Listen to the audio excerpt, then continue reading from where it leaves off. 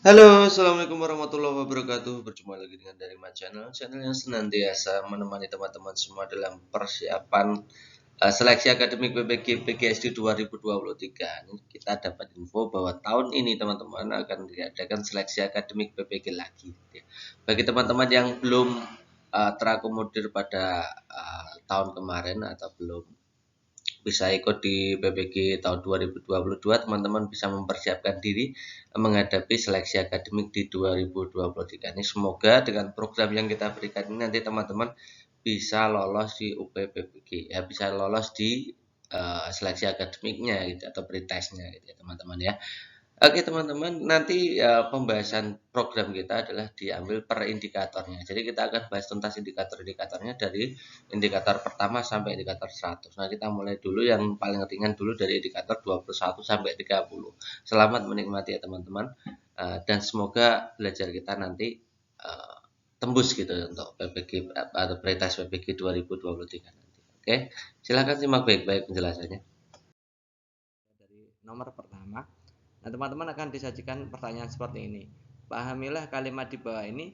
Bapak menolong orang itu dengan dipapahnya ke dalam klinik. Perbaikan kalimat tersebut agar menjadi kalimat efektif adalah titik-titik. Nah, teman-teman, kalau melihat dari konteks soalnya di situ ada Bapak menolong orang itu dengan dipapahnya, memang dibaca saja sudah tidak enak ya. Nah, ini terkait dengan penggunaan kalimat efektif. Nah, salah satunya adalah kepararelan. Jadi sebelum kita akan bahas analisis pilihan gandanya, kita akan bahas dulu sebenarnya kalimat efektif bagian kepararelan itu seperti apa sih? Oke, begini penjelasannya. Jadi kalimat paralel, ya, kalimat yang efektif adalah kalimat yang tersusun secara paralel. Ini salah satu indikator dari kalimat efektif itu susunannya harus paralel. Nah, keparalelan itu tampak pada jenis kata yang digunakan sebagai suatu yang paralel dengan memiliki unsur atau jenis kata yang sama. Kita kasih contohnya begini. Kesalahan dalam menggunakan paralelis kata atau keparalelan kata akan menjadikan kalimat tersebut menjadi tidak efektif. Contoh kalimat tidak efektifnya seperti ini teman-teman. Kegiatan akhir dari percobaan itu adalah menyusun, ini saya kasih bold hitam ya. Menyusun laporan kelengkapan materi yang harus dilampirkan, penggambaran tahap-tahap kegiatan dan simpulan hasil pengujian. Nah, ini yang satu menggunakan kalimat katanya menyusun ya, yang satu di ya, menggunakan di, yang satu me gitu ya. Nah, kalimat efektifnya nanti seperti ini harusnya teman-teman.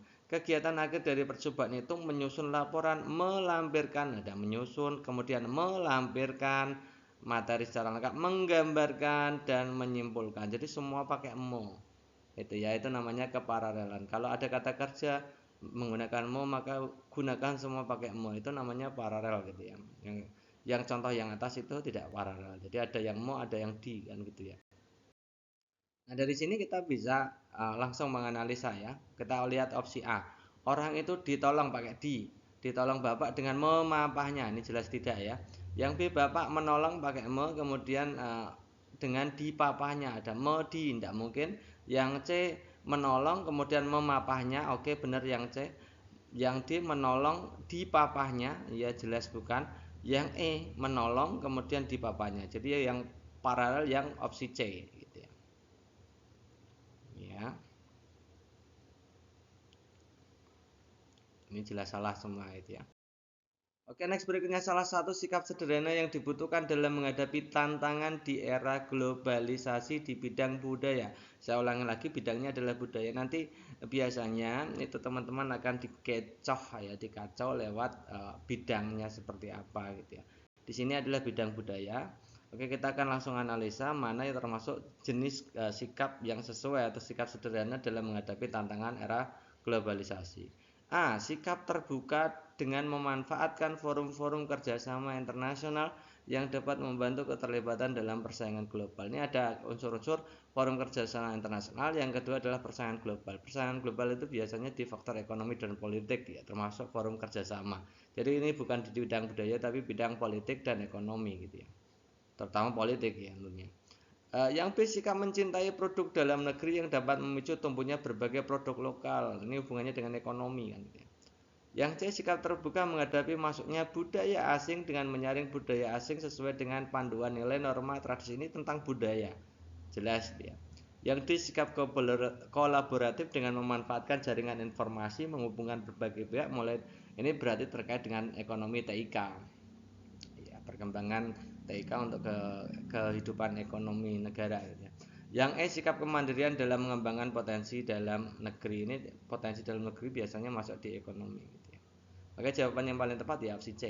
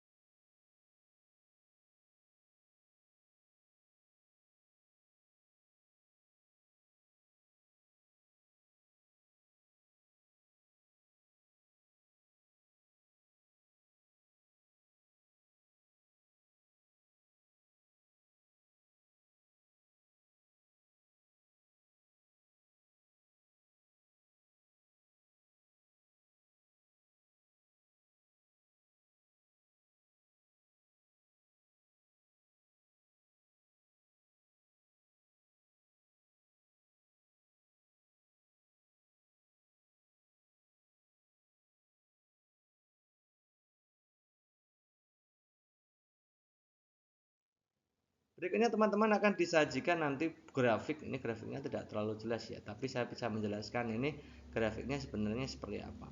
Jika suhu mula-mula wadah A itu 10 derajat Celcius, wadah B 28 derajat Celcius, maka besar perubahan sudut yang terjadi pada kedua wadah adalah titik-titik. Kalau kita lihat opsi pilihan gandanya, perubahan suhu yang A lihat ya. Perubahan suhu ada sebesar 55 derajat Celcius dan perubahan suhu wadah B sekian. Jadi tentang perubahan suhunya saja. Nah, kalau terkait perubahan suhu maka kita cukup menghitungnya seperti ini teman-teman. Kita lihat dulu ya. Kalau kita perbesar seperti ini juga masih tidak jelas. Terlihat dari wadah A teman-teman. Kita lihat wadah A. Wadah A itu kan suhu awalnya 10, ini kelihatan 10 ya. Wadah A itu suhu awalnya kelihatan 10. Suhu akhirnya 65. Suhu awalnya 10, suhu akhirnya 65. Itu ya. Ya, tidak perlu memikirkan lamanya seperti apa, tapi suhu awalnya 10, suhu akhirnya sekitar 65. Ya, jadi perubahan suhunya ada di 65 kurangi 10 ketemunya 55. Wadah B, kita lihat wadah B. Itu suhu awalnya 29, suhu akhirnya itu 100. Ya, kira-kira seperti itu. Maka perubahan suhunya sekitar 71. Jadi perubahan suhu awalnya 55 di wadah A, perubahan suhunya di wadah A 55, perubahan suhu di wadah B itu 71. Nah, jawabannya yang mana? 55, 71. Maka jawaban yang tepat A.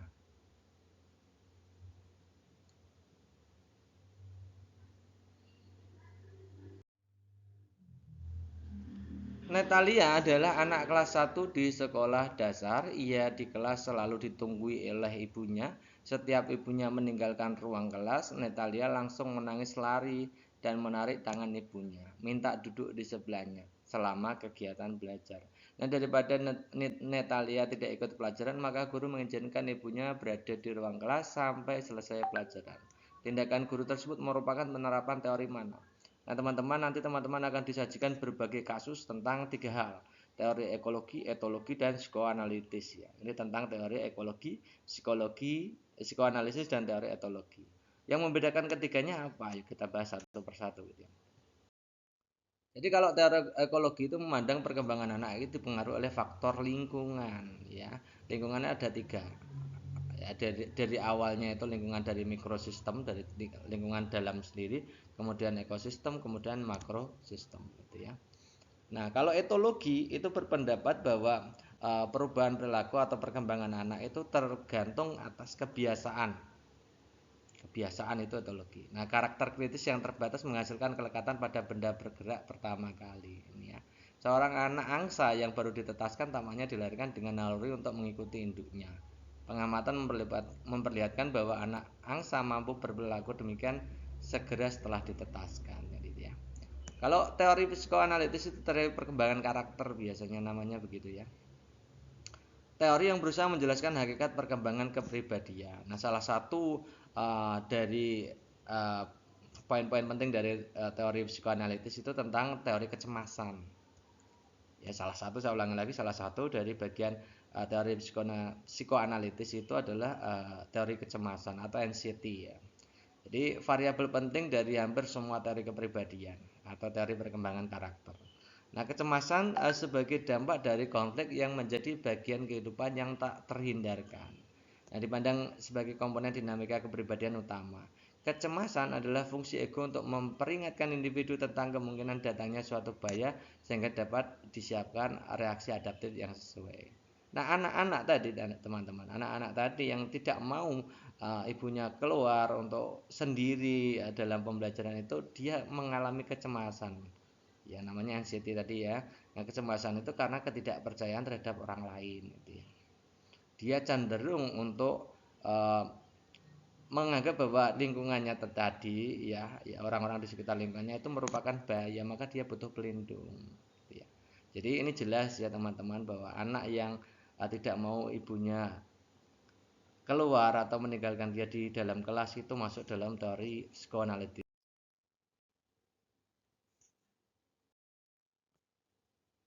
Perhatikan pernyataan di bawah ini. ada lembaga sekolah, perbankan, tukang cukur rambut, menanam bibit cabai, penambangan emas liar. Nah, pernyataan di atas yang dapat digolongkan dalam kegiatan produksi bidang jasa. Produk berupa jasa itu mana saja. Nah, kita lihat analisa langsung ya. Jadi kalau lembaga sekolah itu jelas di bidang jasa juga, jasa. Perbankan juga jasa. Tukang cukur rambut juga jasa. Menanam bibit cabai itu bukan jasa ya. Bukan jasa, tapi barang. Hasilnya bibit cabai. Penambangan emas juga barang, hasilnya emas gitu ya.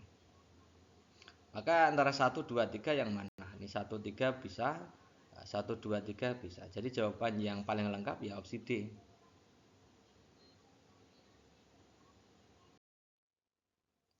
Globalisasi merupakan proses mendunia banyak hal ketika semua orang dapat berkomunikasi, berinteraksi, bertukar informasi, saling menyerap nilai budaya tanpa dihalangi batas wilayah negara. Nah, termasuk dampak positif globalisasi terhadap bidang politik yang mana? Ingat ya teman-teman, pertanyaannya dilihat dampak positif bidang politik ya, di bidang politik. Oke, kita lihat yang A. Hilangnya kecenderungan masyarakat mengutamakan kepentingan kelompok.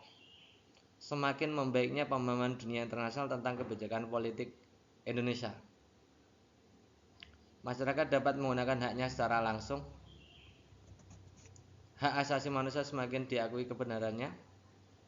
Masyarakat dapat menggunakan hak berpolitik dengan bebas. Ini yang hubungannya dengan politik yang tentu saja yang opsi E.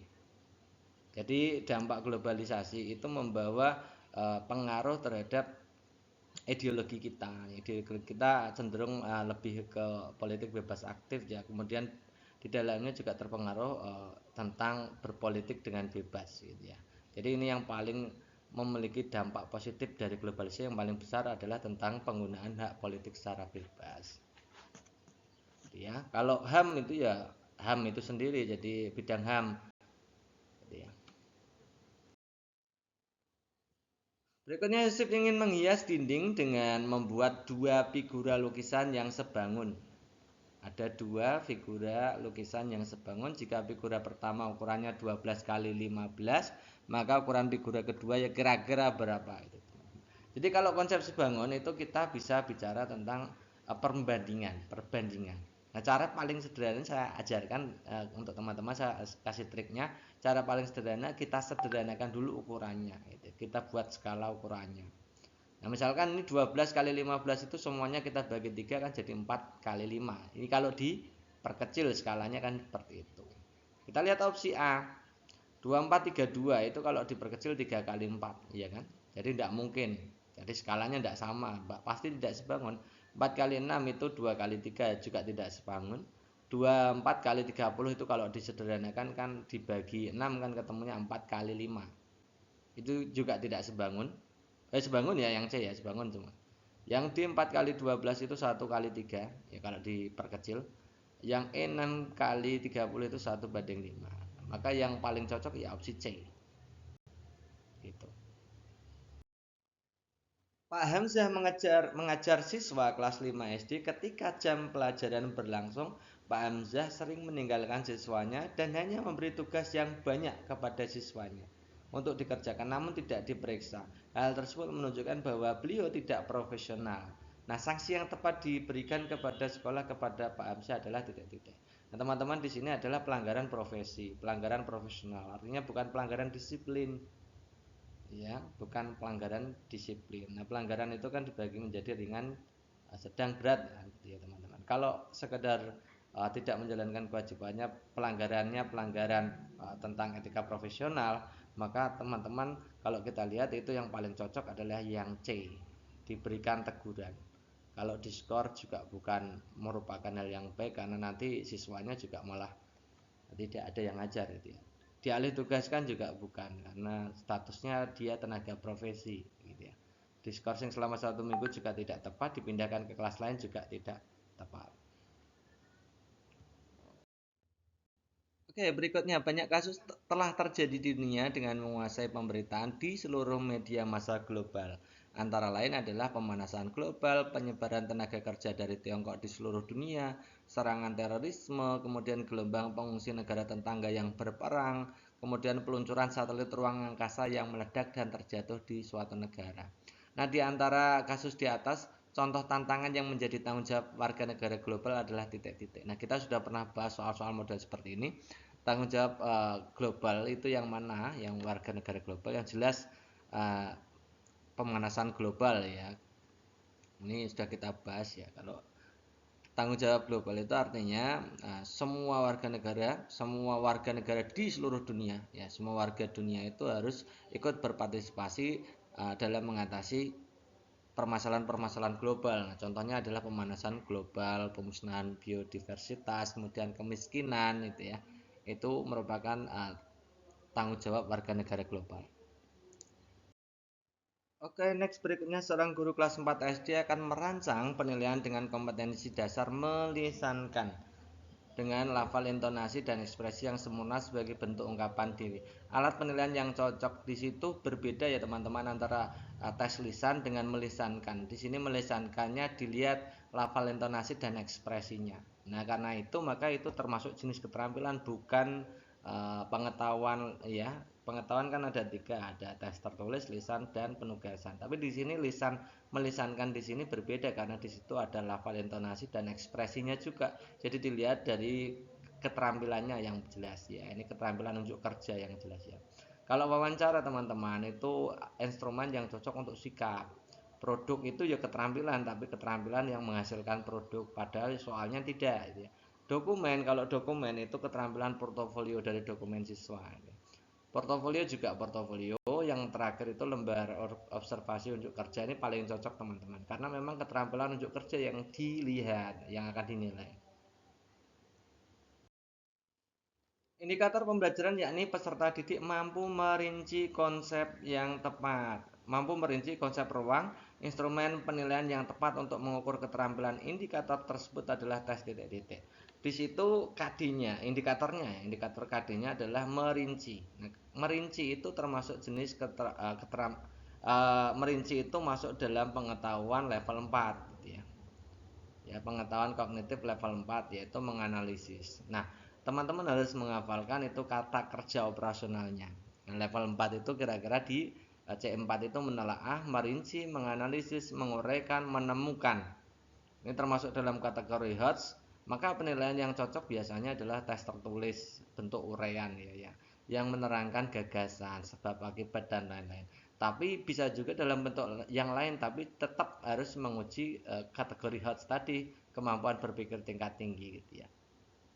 Nah, kalau kita lihat yang A tertulis soal jawaban singkat itu tidak bisa untuk melihat kemampuan siswa dalam merinci meskipun itu pengetahuan gitu ya. Unjuk kerja itu keterampilan, jadi bukan. Tes tertulis pilihan ganda itu pilihan ganda bisa tapi di situ ada sebab akibatnya, maka itu bisa menilai HOTS gitu ya. Yang ini pengetahuan bisa menilai HOTS, tertulis menjodohkan tidak bisa ya teman-teman ya. Penugasan juga tidak. Maka jawaban yang paling tepat yang bisa digunakan untuk menilai C4 ya, kategori HOTS itu yang opsi C.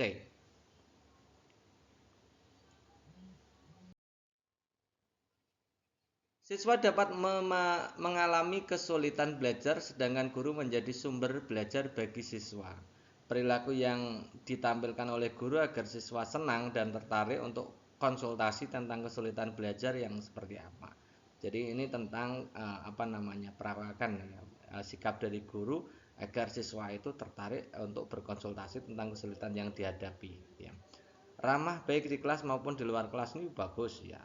Tapi itu condong kemana? Apakah sudah cukup untuk siswa memandang bahwa guru ini cocok untuk diajak konsultasi ya. Bersedia membantu menjelaskan kembali sebagai teman dalam komunikasi, terbuka dalam menjawab pertanyaan atau bersedia dihubungi. Nah, ini soal seperti ini ingin menilai teman-teman dalam hal keterbukaan dalam menjawab pertanyaan, keterbukaan, sikap terbuka gitu ya. Jadi jawaban yang paling tepat itu opsi D. Pak Iwan akan membuat pipa saluran pembuangan air di rumahnya sepanjang 12,25 meter, namun ia baru mempunyai pipa sepanjang 5,5 meter. Maka ia perlu membeli pipa tambahan lagi minimal sepanjang, nah ini kan mudah sekali teman-teman ya. Jadi 12,25 dikurangi 5,5. 5,5 itu bisa kita tulis 5,5 ya, hasilnya 6,75. Nah, 6,75 ini kalau dalam pecahan itu bisa ditulis 6/3/4 gitu ya, teman-teman.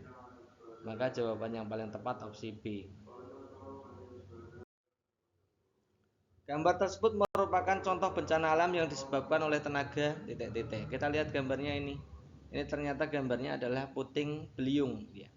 Puting beliung itu termasuk epirogenetik, atektonik, eksogen, endogen atau orogenetik ya. Jadi kita bahas masing-masing saja supaya teman-teman lebih paham.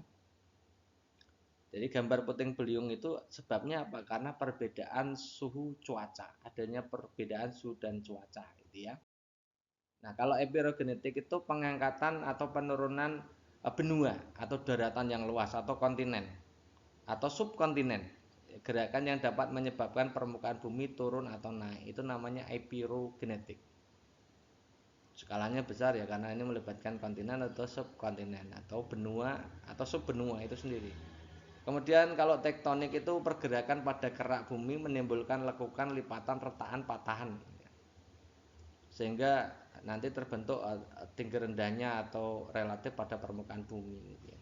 Yang menyebabkan tinggi rendahnya permukaan bumi ya gerakan tektonik ya. Proses tektonik itu sendiri. Kalau eksogen itu tenaga pembentuk permukaan bumi yang berasal dari luar. Sumbernya dari luar, bisa dari lapisan atmosfer. Contohnya yang dari lapisan atmosfer ya suhu, cuaca, kelembapan, air, makhluk hidup itu ya contohnya. Pelapukan, pengikisan, sedimentasi, pergerakan massa contohnya itu macam-macam ya. Nah, kalau dari cuaca ya tadi seperti puting beliung itu juga termasuk tenaga eksogen. Kalau endogen tenaga yang berasal dari dalam bumi. Kalau orogenetik itu kebalikan dari epirogenetik ya. Proses pembentukan pegunungan akibat pengaruh gaya endogen berupa tekanan, tumbukan, serta pengangkatan sehingga terbentuk pegunungan lipatan maupun pegunungan patahan. Ini hubungannya dengan pembentukan pegunungan gitu ya. Nah, berarti kalau kita lihat tadi ya, puting beliung itu kan faktornya dari luar gitu. Jadi maka ini termasuk tenaga eksogen.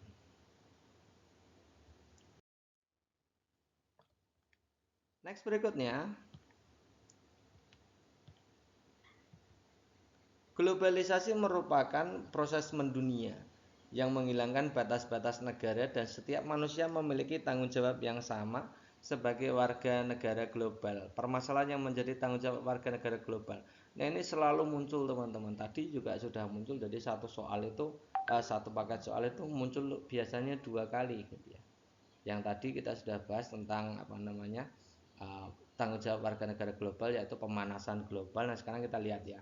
Mana yang menjadi tanggung jawab global? Apakah komunisme, pemusnahan biodiversitas, lengsernya pemimpin negara yang warganya mengungsi ke negara lain, liberalisme atau kemiskinan gitu ya.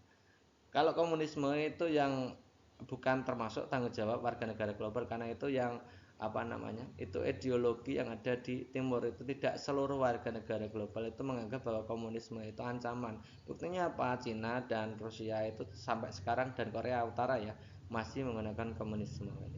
Kemudian biodiversitas atau pemusnahan biodiversitas. Ya, ini juga pasti ini terjadi di mana-mana ya, terjadi di mana-mana, maka ini termasuk dalam tanggung jawab warga negara global. Lengsarnya pemimpin negara ini bukan urusan global tapi urusan mandiri masing-masing negara gitu. Liberalisme itu juga termasuk jenis ideologi sama seperti komunisme. Jadi ini hanya berlaku untuk beberapa negara saja, bukan merupakan ancaman gitu ya. Kemiskinan ini jelas merupakan ancaman bersama. Ini berbagai belahan dunia itu mengalami kemiskinan.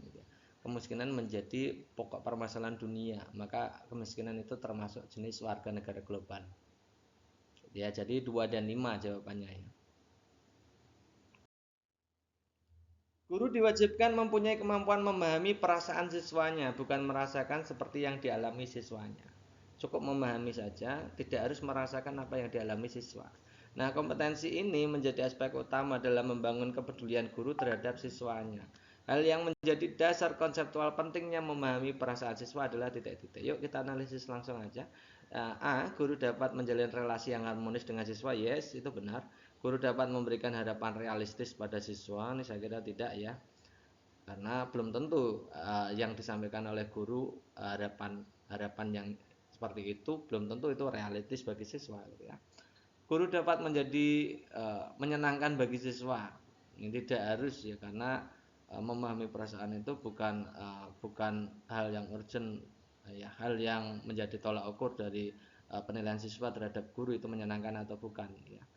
Yang di guru dapat mendorong keberminatan siswa ini juga bukan. Guru dapat berperilaku tidak menyakiti siswa juga bukan. Maka jawaban yang paling tepat opsi A.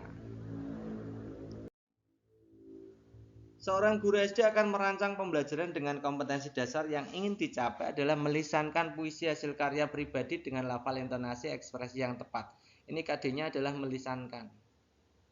Ya, melisankan. Ada beberapa sumber yaitu di situ disediakan buku paket, modul LKS, lembar kerja siswa, realita, kemudian model market, bank, museum, kebun binatang dan pasar. Sumber belajar yang paling cocok. Nah, di situ karena melisankan puisi hasil karya, itu anak-anak itu harus tahu dulu bentuk melisankan puisi hasil karya yang bagus, yang baik itu seperti apa. Kalau hanya dari lingkungan, bagaimana siswa itu tahu contoh dari bagaimana melisankan puisi hasil karya. Buku juga tidak mungkin, modul tidak mungkin, LKPD juga tidak mungkin. Jadi paling cocok adalah video teman-teman ya. Di video ada contohnya, misalkan orang melisankan mendeklamasikan puisi atau membacakan puisi gitu ya. Lafal, intonasi, ekspresinya jika dilihat dari videonya, oh seperti itu. Terdapat KD atau tujuan pembelajaran di kelas 6 yaitu menyajikan karya tentang berbagai cara melakukan penghematan energi. Ini KD-nya adalah menyajikan ya teman-teman, berarti masuk di keterampilan. Nah, berdasarkan tersebut kegiatan yang tepat supaya peserta didik dapat mencapai KD tersebut. Jadi ini terkait dengan pembelajaran ya kegiatan pembelajaran yang tepat, yang bermakna untuk siswa. Tentang apa? Tentang penyajian karya berbagai cara melakukan penghematan energi. Ya, melaporkan hasil percobaan isolator listrik. Ini ada hubungannya enggak dengan cara penghematan energi? Ya, ini ada hubungannya enggak dengan penyajian karya? Kalau hasil laporan aja apakah disebut sebagai penyajian karya? Bukan ya, maka itu kita silang aja. Membuat video, memang itu ada karya berupa video. Menjelaskan perbedaan rangkaian listrik. Kalau membedakan perbedaan rangkaian listrik, apakah sudah melihat bukti nyata karya cara melakukan penghematan energi, apakah sudah masuk di situ? Atau memberikan suatu produk atau satu sejenisnya yang menjadi sumber alternatif energi listrik, itu juga bukan. Maka itu kita silang aja. Melakukan pameran replika alat-alat listrik. Pameran replika alat listrik itu yang membuat siapa? Ya, itu apakah sudah masuk dalam kegiatan penghematan energi? Ya, temanya kan itu. Jika bukan, membuat karya berupa rangkaian listrik. Nah, karya ini jadi menyajikan karya yang membuat karya itu sendiri ya, berupa rangkaian listrik yang apakah itu sudah termasuk dalam penghematan energi? Iya, karena rangkaian listrik itu pasti di dalamnya ada model yang seri paralel. Di situ nanti teman-teman anak-anak itu bisa mendemonstrasikan bahwa rangkaian seperti ini lebih menghemat energi listrik daripada rangkaian itu. D itu benar. Kalau hanya sekedar membuat poster seperti jawaban E itu jelas tidak benar gitu ya. Karena di sini fokusnya ke karya. Pak Rahman melakukan refleksi terkait pembelajaran IPA berdasarkan hasil refleksi, identifikasi masalah terkait kesulitan peserta didik dalam menyajikan laporan hasil pengamatan. Ini menyajikan laporan gitu ya. Dan penelusuran informasi tentang berbagai perubahan bentuk energi. Di situ selain menyajikan laporan, pengamatan juga di situ terkait dengan penelusuran informasi. Kira-kira itu kalau mau memperbaiki masalah tersebut, rencana tindakan yang tepat adalah titik-titik. A. Menggunakan alat peraga berupa perubahan bentuk. Apakah itu sudah, kalau menggunakan alat peraga saja itu sudah dalam keadaan mengamati dan menelusuri informasi, mencari tahu sendiri? Jelas bukan. Menggunakan media audiovisual, apakah menelusuri dan mengamati? Juga bukan. Menerapkan kegiatan diskusi, apakah di situ pengamatan dan penelusuran? Bisa saja, tapi kan bisa saja juga tidak gitu. Menerapkan kegiatan kerja kelompok itu juga bisa saja, tapi juga bisa saja tidak. Yang A menerapkan kegiatan eksperimen. Nah, kegiatan eksperimen itu di dalamnya ada proses pembuatan kegiatan mengamati, kemudian mencari tahu itu sendiri, menelusuri, kemudian di akhirnya kegiatan eksperimen itu biasanya melaporkan hasil kegiatan eksperimen. Maka yang E ini paling tepat, ya teman-teman. Dalam rangka kegiatan pembelajaran, guru perlu memotivasi siswa untuk mengawali kegiatan pembelajaran di kelas. Salah satu indikator pencapaian KD-nya di kelas 2 adalah menerima keberagaman karakteristik individu. Ini ya, KD-nya menerima keberagaman karakteristik individu sebagai anugerah Tuhan Yang Maha Esa. Berarti ini masuk sikap ya teman-teman ya. Aktivitas yang dapat dilakukan untuk membangkitkan motivasi. Oke. Yang A, guru meminta siswa menyebutkan karakteristik masing-masing sehingga teman-teman dapat saling memahami. B, guru menyampaikan manfaat mempelajari keberagaman di sekolah. C, meminta siswa untuk mewarnai aneka gambar terkait keberagaman sekolah. D, menampilkan video berisi keberagaman yang ada di sekolah, meminta siswa menyebutkan beberapa keragaman yang ada di video. Kemudian yang E, guru bertanya tentang apa saja keberagaman. Teman-teman di situ dilihat aktivitas yang dapat membangkitkan motivasi. Kegiatan pembangkitan motivasi itu termasuk dalam kegiatan pendahuluan gitu ya teman-teman. Bagaimana kegiatan yang membangkitkan motivasi? Ada beberapa hal. Nah, kegiatan membangkitkan motivasi itu ada dua cara. Yang pertama, membangkitkan minat peserta didik dengan penyajian pembelajaran semenarik mungkin, biasanya pakai media yang menarik untuk siswa. Kemudian yang kedua, menjelaskan kepada siswa kebermanfaatan dari pembelajaran yang diberikan. Tapi fokusnya sebenarnya di kegiatan yang menarik itu dulu. Nah, dari opsi A sampai E ini yang paling menarik adalah menampilkan video. Gitu ya. Itu akan memotivasi siswa gitu, teman-teman. Maka jawaban yang paling tepat opsi D. Nah, teman-teman, bagi teman-teman yang menghendaki untuk belajar e-book ya, belajar dari e-book karena mungkin waktu yang tidak memungkinkan untuk mempelajari yang ada di YouTube ya, yang terlalu banyak gitu ya. Jadi teman-teman bisa membeli e-book untuk seleksi akademik PBG Nah, semuanya ini disarikan dari FR Pretest PBG di tahun 2022 yang jumlah soalnya banyak sekali gitu ya teman-teman ya. Ada sekitar 800 halaman gitu ya. Dan kami juga akan berikan bonus tryout-nya. Harganya hanya 50.000. Silakan teman-teman yang berminat menghubungi nomor yang ada di kontak ini gitu ya. Oke, mari kita saja mulai untuk pembelajaran kali ini. Oke, itu dulu teman-teman untuk pembahasan kita kali ini. Semoga untuk pembahasan kita kali ini bermanfaat untuk teman-teman semua. Terima kasih atas perhatiannya. Assalamualaikum warahmatullahi wabarakatuh.